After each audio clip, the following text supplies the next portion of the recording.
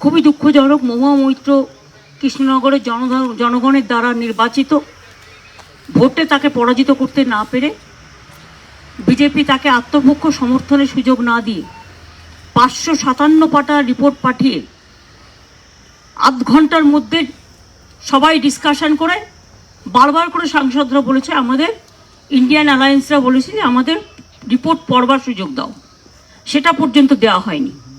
এমনকি মহুয়াকে আত্মপক্ষ সমর্থনের সুযোগও দেওয়া হয়নি। এটা দেখে বোঝা যায় যে পলিটিক্যালি বিজেপি গণতন্ত্রের সাথে লড়তে পারে না।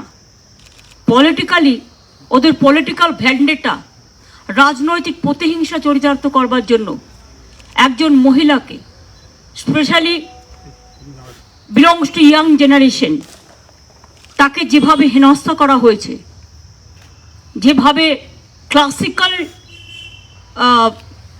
এক্সাম্পল, এটা যেভাবে আত্মপক্ষ সমর্থনের নানান সুযোগ দিয়ে গণতন্ত্রকে হত্যা করা হয়েছে, আমি সেটাকে ধিক্কার জানাই।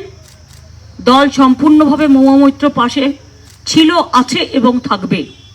আমরা চেয়েছিলাম সুবিচার হোক, বিচার করলে আমাদের কোনো আপত্তি নেই। তুমি সিবিআইও করবে, আবার ওদিকে এক্সপালশনও করবে।